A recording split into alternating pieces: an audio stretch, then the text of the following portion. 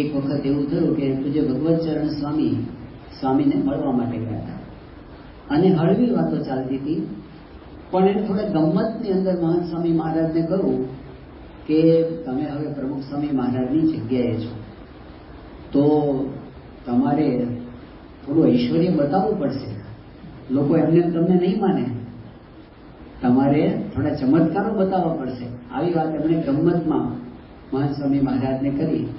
ત્યારે મહંત સ્વામી મહારાજ યોગી બાબા જે બોલાતા એ જ વાત બોલ્યા. એમણે કહ્યું કે મારા પંચ વર્તમાનમાં ખામી હોય તો તમારો જોડો લઈ અને મારા માથામાં મારજો, બાકી મને પરચા બતાવતા આવડતું નથી.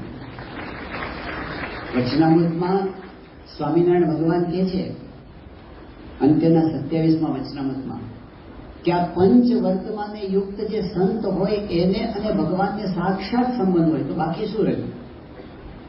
પંચ વર્તમાને યુક્ત સંત હોય એ જો સાક્ષાત ભગવાનના ધારક સંત હોય તો પછી ભગવાનનું કયું ઐશ્વર્ય એમનામાં ન હોય. પણ એમણે શું કીધું? મને પરચા બતાવતા આવડતું નથી. ગુણાતીત ગુરુ પરંપરાની વિશેષતા જ આ છે કે અનંત સામર્થ્યના પોતે ધારક છે પણ પરચો બતાવતા નથી. એમને ક્યારેય પોતે દેખાવનું સાધન નથી બતાવ્યું. પ્રમુખ સ્વામી મહારાજ એક વખત ત્યાં ડુમસમાં હતા અને તે વખતે પૂજ્ય વિવેક સાગર સ્વામી એમણે સ્વામી પાસે વાત કરી.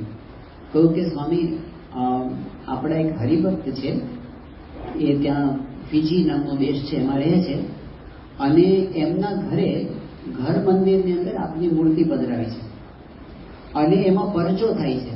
પછી એમણે કીધું કે સ્વામી, પરચો એવો થાય છે કે આપની મૂર્તિ હોય ને એમાંથી કંકુ ખરે છે. એટલે બાપા પાસે આ વાત કરી. પછી મેં કીધું સ્વામી, એને ફોટા મોકલ્યા છે, વિડીયો મોકલી છે, આવો ઘર મંદિરમાં જે પરચો થાય છે કંકુ કાઢલે પાછો કંકુનો ઢગલો થઈ જાય. તો સ્વામી બાપાએ બહુ કઈ ધ્યાન આપ્યું નહીં. પછી વિવેક સાગર સ્વામી બીજી વાત કરી કે સ્વામી, અહીં કરચેલિયા ગામ છે દક્ષિણ ગુજરાતમાં, એમાં એક ઘરની અંદર એવો પરચો થતો હતો કે તમારી મૂર્તિમાંથી પાણી પડતું અને લોકો બસો ભરીને દર્શન કરવા આવતા હતા કે પ્રમુખ સ્વામી મહારાજની છબીમાંથી પાણી પડે છે. તો એ સ્વામી બહુ ધ્યાન આપ્યું નહીં. પછી એમણે ત્રીજી વાત કરી કે સ્વામી, બારેરની અંદર રાજીવ સાહની નામના એક ગુણભાવી ભક્ત છે અને એમના ઘરે એવો પરચો થાય છે કે તમારી મૂર્તિમાંથી મધ નીકળે છે, એ મધ લઈને આવ્યા હતા. તો સ્વામી બાપાએ તોય કઈ બોલ્યા નહીં. પછી વિવેક સાગર સ્વામી કે સ્વામી, આપણે એવું કરીએ, આપણે એક પરચાનું પુસ્તક છાપીએ. આવી વાત કરીને એટલે પ્રમુખ સ્વામી મહારાજે કહ્યું કે જુઓ, આપણી એ રીત નથી, આપણે આવા પરચાની ક્યાં બહુ વાતો કરીએ છીએ. એટલે સ્વામી કે મહારાજના વખતથી આપણી રીત એ છે કે આપણે તો જીવનો સત્સંગ કરવાનો છે અને કરાવવાનો છે. બાકી લોકોને તો કેવું છે, આવું ગમી જાય. યોગી બાપા ત્યાં મુંબઈમાં હતા અને તે વખતે બાપા પાસે યુવકોએ વાત કરી કે બાપા, આપણે આખા દુનિયામાં સત્સંગ કરાવવો છે ને? એવી કે હા, કરાવવો છે. તો યુવકો કે બાપા, એક સારો ઉપાય છે, આપણે આખી દુનિયામાં સત્સંગ કરાવવો હોય તો એક સરસ ઉપાય છે. તો યોગી બાપા કે કહો. તો યુવકો કે બાપા, હમણાં એવા સમાચાર આવ્યા છે કે અમેરિકાના પ્રમુખ જ્હોન કેનેડીનું ખૂન થઈ ગયું છે. આખી દુનિયા એ વાત જાણે છે કે જ્હોન કેનેડીનું મૃત્યુ થયું છે. હવે અત્યારે આપણે એવી જાહેરાત કરીએ કે અમારા ગુરુ યોગી બાપા જ્હોન કેનેડીને જીવતો કરી દેશે અને જો તમે એને જીવતો કરી દો ને આખી દુનિયામાં એની જાહેરાત થઈ જાય અને બધા સત્સંગી થઈ જાય. એટલે યોગી બાપા હસવા માંડ્યા.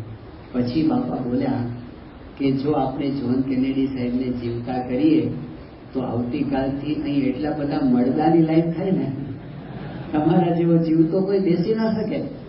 એટલે સત્સંગ લોકો શું સમજે કે આ મરેલાને જીવતા કરવાનો સત્સંગ છે, અથવા તો માંદા હોય એને સાજા કરવાનો સત્સંગ છે, અથવા તો જેને અમેરિકાના વિઝા ન મળતા એને વિઝા આપવાનો આ સત્સંગ છે, અથવા તો દીકરા ન હોય ને દીકરા આપવાનો આ સત્સંગ છે. જો આવું માર્કેટિંગ થાય ને તો પૂરું થઈ ગયું.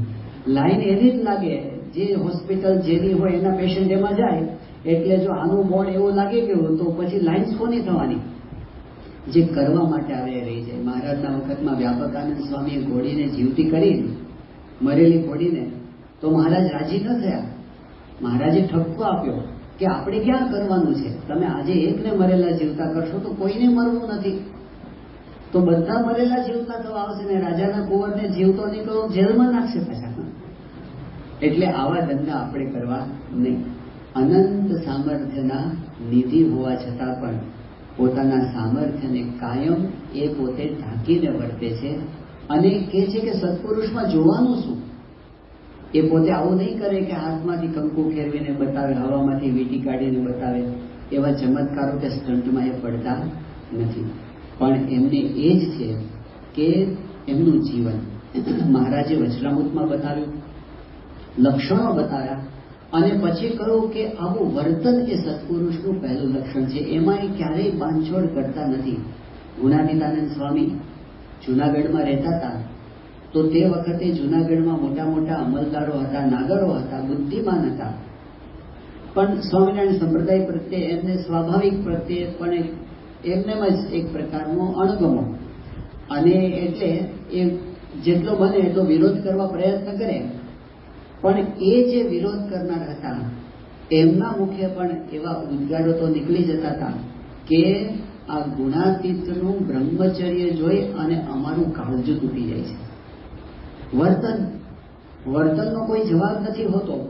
તમે એમને ગમે તે બોલી શકો, પણ જ્યારે શુદ્ધ વર્તન આવે એની પાસે તો માથું નમી જાય. આપણે જાણીએ છીએ કે જ્યારે શાસ્ત્રીજી મહારાજ વડતાલમાં હતા અને તે વખતે વડતાલ સંસ્થાનના સર્વે સર્વા કહેવાય એવા કોઠારી ગોવર્ધનભાઈ 5 આચાર્યની પેઢી પસાર થઈ ગઈ ત્યાં સુધી એમણે આખી સંસ્થાનું એકદમ સફળ સંચાલન કરેલું એવા ગોવર્ધનભાઈ કોઠારી અત્યંત વ્યવહાર કુશળ હતા. બીજી વિશેષતા એ હતી કે બહુ જ પવિત્ર એમનું જીવન હતું. સંતો પણ એમની પાસેથી કઈ પોતાના જીવનની ભૂલ થાય તો એમની પાસે પ્રાયશ્ચિત માંગતા. એવા ગોવર્ધનભાઈ કોઠારીનું જીવન પવિત્ર હતું. ત્રીજી વિશેષતા એ હતી કે અક્ષર પુરુષોત્તમ ઉપાસનાના પ્રવર્તનના કટ્ટર વિરોધીમાંના એક હતા. એમણે નક્કી કર્યું હતું કે હું જીવું છું ત્યાં સુધી અક્ષર પુરુષોત્તમને મંદિરમાં પધરાવવા નહીં દઉં, આવું નક્કી કરીને બેઠા હતા. એટલે અક્ષર પુરુષોત્તમ ઉપાસનાના પ્રવર્તનમાં વિરોધ હતો એમનો. પણ ચોથી વિશેષતા એ હતી શાસ્ત્રીજી મહારાજ ઉપર અપાર હેત હતું.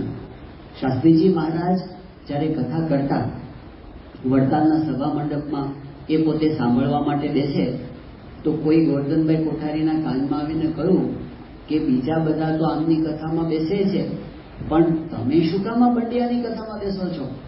એ વખતે ગોવર્ધનભાઈ કોઠારી કહેતા હતા કે વડતાલના 2000 ત્યાગી છે, એમાં આ શાસ્ત્રી યજ્ઞ પુરુષ દાસ જેવો ધન્ય સ્ત્રીનો ત્યાગી મેં બીજો કોઈ દીઠો નથી. એટલે એની વાતો મને સાકરના કટકા જેવી લાગે છે.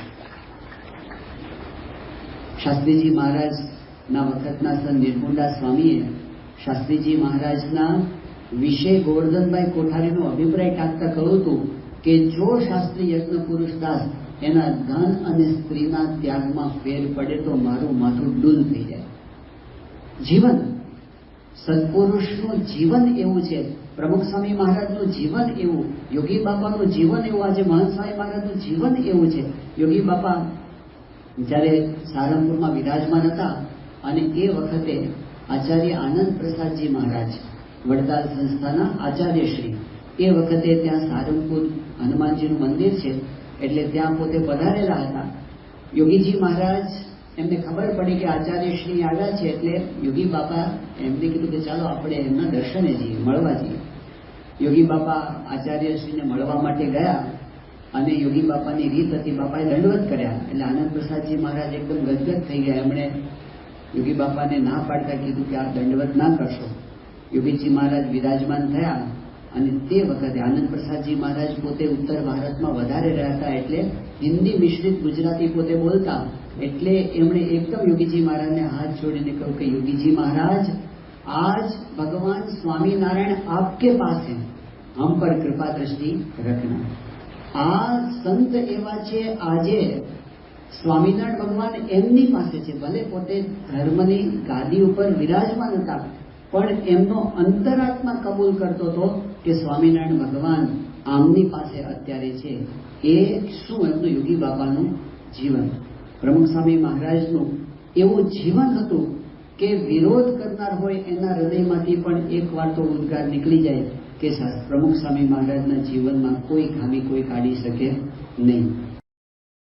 ગઢપુરથી સ્વામીશ્રી તારીખ 11 નવેમ્બરની સાંજે સારંગપુર પધારતા અહીં રહેલા સંતો પાર્ષદો આજની દેવ દિવાળી સાર્થક થઈ રહી. રોજ સવાર, બપોર, સાંજ અને રાત એમ 4 ટાણાનું કથામૃત તથા સવારથી રાત સુધી અખંડ દર્શનના યોગથી લાભના વહાણ દ્વાર છૂટે. જેવો ઘાટ થઈ જતા સૌએ મન મૂકીને લૂંટ લટાવી. સ્વામીશ્રી પણ લેતા લૂંટતા થાકો એમ વરસી રહ્યા. તેઓની આમી વાદળી તારીખ 16 નવેમ્બરની સવારે બાલ મંદિરના ઉદ્ઘાટન પ્રસંગે લાખિયાણીમાં પણ વરસી. તે પછી તેણે રતનવાવ અને બોટાદને પાવન કર્યા. આ ક્રમમાં તારીખ 24 નવેમ્બરના રોજ લોયાને લાહવો મળી ગયો. ભાદર નદીના કાંઠે વસેલું આ ગામ શ્રીજી સંબંધી અમર બનેલું. મહારાજે ઉદ્ભવેલા વચનામૃત અને તેઓ એક લીલા ચરિત્રથી સંપ્રદાય પ્રસિદ્ધ થનારા આ ગામમાં શ્રીજી ચરિત્રના પુનરાવર્તનની પળ આવી ગઈ. જ્યારે લગભગ 250 સંતોને સંઘ લઈ સ્વામીશ્રી યાત્રા ઉત્સવ કરવા આવી પહોંચ્યા. અત્રે પ્રથમ તેઓ નાગડકા પધાર્યા. આ ગામમાં સુરા ભક્તોના દરબાર સહિત સર્વે પ્રસાદી સ્થાનોમાં દર્શન કરી સ્વામીશ્રી લોયા ગામે પહોંચ્યા. આ ગામના તો સર્વે રહેવાસીઓ જ આજે અગતો પાડેલો, તેથી સ્વામીશ્રીનું ઢોલ ત્રાસા વગડાવી ભવ્ય સ્વાગત થયું. તે ચીલી સ્વામિનારાયણ મંદિર તથા અન્ય પ્રાસાદિક સ્થાનોમાં દર્શન કરતા કરતા સ્વામીશ્રી સભા મંડપ તરફ જવા નીકળ્યા. લગભગ 1000 હરિભક્તોનો સમુદાય અત્રે એકત્રિત થઈ ગયેલો, પરંતુ સભા સ્થળે પહોંચવાના માર્ગે પ્રથમ રસોડું આવ્યું. તેમાં 5 મણ રીંગણાનું હવેજ ભરેલું શાક શુદ્ધ ઘીના વઘારની સોડમથી મગમગી રહેલું. સ્વામીશ્રી તેને હલાવ્યું ત્યારે સૌના માનસપટ પર નયણે નિરખ્યા સુંદર કરતા શાક જોની શ્રીજી લીલા ત્રાદશ્ય થઈ રહી. શાક ભરેલા તપેલાની પાસે જ સંતો રોટલા ઘડતા હતા. સ્વામીશ્રીએ પણ પાટલી ઉપર ટીપીને સરસપણની શીકવ કથા કહેવાનું મન થઈ આવે એવા 2 રોટલા તૈયાર કરી આપ્યા. આ સ્વાદિષ્ટ સ્મૃતિ આપી તેઓ સભામાં પધારે ત્યારે સંતોએ શ્રીજી મહારાજે અહીં કરેલા શાકોત્સવના પદો ગાઈ સૌની સામે તે લીલાને રમતી મૂકી દીધી. સ્વામીશ્રીએ પણ આશીર્વાદ જણાવ્યું, આ સમયનો યશ રાણપુરના લાલજીભાઈ વઢવાણા તથા અત્રેના દરબારોને છે. આનો મહિમા કોઈ લખી શકે તેમ નથી. અમે લોયાના પહેલી જ વાર દર્શન થયા, આ ગામ આદર્શ થાય. આશીર્વાદ બાદ બપોરે 2:45 વાગે સભા મંડપમાં જ ભોજન પંક્તિ થઈ. આ પ્રસંગે લાલજીભાઈ દૂધમાં બનાવેલા 900 રોટલા રાણપુરથી તૈયાર કરીને લાવેલા. તેની સાથે માખણ, ઘી, ગોળ, શીરો, રવૈયા, દહીં, દૂધ, છાશ, ખીચડી, કઢીની રેલમછેલ હતી. તેની વચ્ચે સ્વામીશ્રીએ સ્વાથે શ્રીનાથે સુખદ પીરસ્યું સંત સૌને ની રીતે સ્વયં રોટલા અને રીંગણા પીરસીને સંતોને તૃપ્ત કર્યા. હરિભક્તોને પણ આ લાભનો સ્વાદ ચખાડ્યો. તેથી પરમહંસોની જેમ જ સૌ ગાય ઉઠ્યા, ભાવ બ્રાહ શૂરને તો સ્વપ્ને નવ મળે, પ્રેમાનંદ પીરસે નીતે જગદીશ જો. લોયાથી સ્વામીશ્રી રાણપુર પાળિયા થઈને સારંગપુર આવવા નીકળવાની તૈયારીમાં હતા. નાનકડી ફિયાટ ગાડી પાછલી બેઠક પર સ્વામીશ્રી સહિત 3 સંતો અને આગલી બેઠક પર ડ્રાઈવર સહિત 3 પુરુષોથી ખીચોખીચ ભરાઈ ગયેલી.